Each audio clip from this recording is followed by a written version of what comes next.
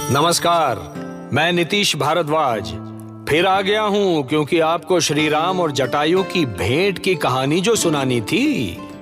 तो पंचवटी के रास्ते में श्री राम, लक्ष्मण और सीता को एक भयानक आवाज सुनाई दी।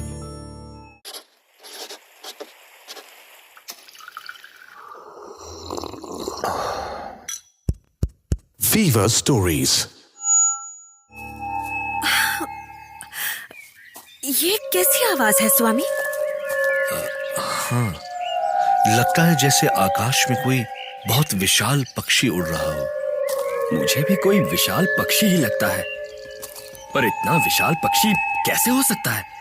स्वामी, वो देखिए स्वामी, उधर वो विशाल गीध देखिए, वो तो इधर ही चला आ रहा है। मुझे कुछ ठीक नहीं लग रहा भैया। लगता है ये कोई मायावी राक्षस है। आप आदेश दे तो मैं इस पर प्रहार करूं।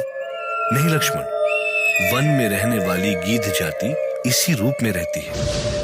आपने ठीक समझा रघुकुल नंदन श्री राम। आप मुझे कैसे जानते हैं? मैं पक्षीराज जटायु हूं। आप मुझे ना पहचाने, पर मैं आपको बहुत पहले से जानता हूं। मेरा क्या है राम, मैं तो इन विशाल पंखों से जहां जी आए उड़ता रहता हूं। मैंने तो आपको अयोध्या के राजमहल के आंगन में घुटनों के बल चलते भी देखा है। आज आप तीनों के दर्शन से मन प्रसन्न हो गया है। परंतु क्या पक्षीराज?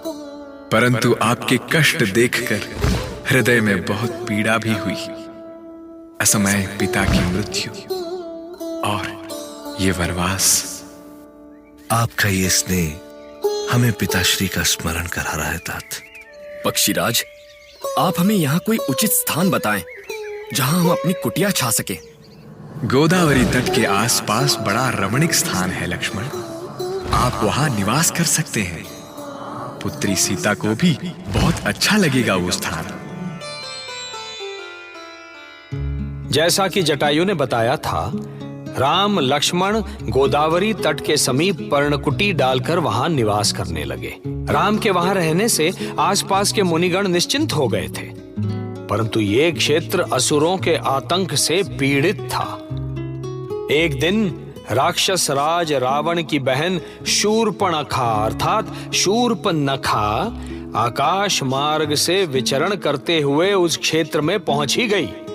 धरती पर उतरते ही उसने ऋषियों के हवन कुंड की अग्नि को अपनी भयानक आंधी जैसी फूंक से बुझाना शुरू कर दिया। उनके आश्रमों को उजाड़ दिया। एक साधु ने साहस करके शूर्पणखा को ललकारा। सावधान शूर्पणखा, आज तू नरक में जाने की तैयारी कर ले। राक्षसों का नाश करने के लिए श्री राम पंचवटी में पधार चुके हैं। चिंता मत कर, तेरे प्राण लेने के बाद मैं तेरे उस रक्षक से भी निपट लूंगी।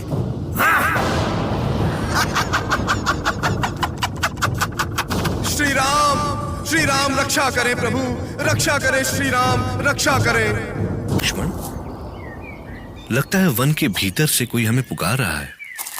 हाँ, मुझे भी ऐसा ही लग रहा है। अब तो हम वनवासी हो चुके हैं स्वामी, भला अब हमसे किसी को क्या काम?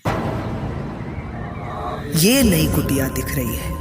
साधुओं का रक्षक राम यहीं होना चाहिए। यहीं ढूंढती हूँ साधुओं के उस रक्षक को। मुझे देखते ही उसके प्राण न निकल गए तो शूर्पणखा लंकापति रावण की बहन नहीं।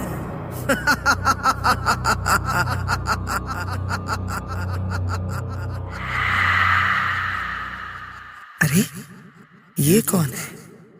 ये तो बहुत सुंदर दिख रहा है। कहीं यही तो वो राम, साधुओं का रक्षक? पर इतने सुंदर पुरुष को मैं कैसे मार सकती हूँ? ये तो मेरा पति बनने के योग्य है। मैं इससे विवाह करूंगी। पहले जाकर इसे प्रणय निवेदन करती हूँ, बड़ा आनंद आएगा। अरे रे रे, ये क्या कर रही हूं मैं? ऐसा भयानक वेश लेकर मैं कहाँ चली? मेरी बुद्धि को न जाने क्या हो जाता है। ऐसे विकट रूप में देखकर तो ये राम डरकर भाग ही जाएगा। अरे शूर्पणखा, प्रेम करने जा रही हो तो प्रेयसी बनकर जा। जय हो भोले भंडारी, सही समय पर मेरी बुद्धि खोल दी।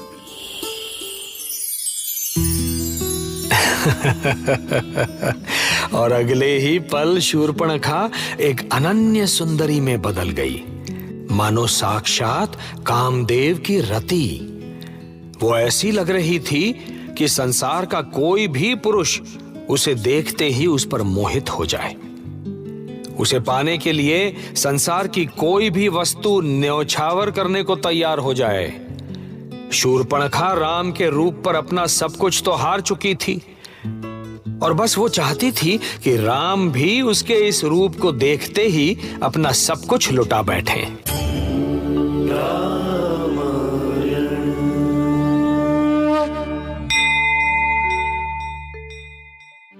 ऐसी और कहानियाँ सुनने के लिए सब्सक्राइब करिए फीवर स्टोरीज, कहानियाँ ऐसी जो दिखाई दें। ऐसी और कहानियाँ सुनने के लिए सब्सक्राइब करिए फीवर स्टोरीज, कहानियाँ ऐसी जो दिखाई दें।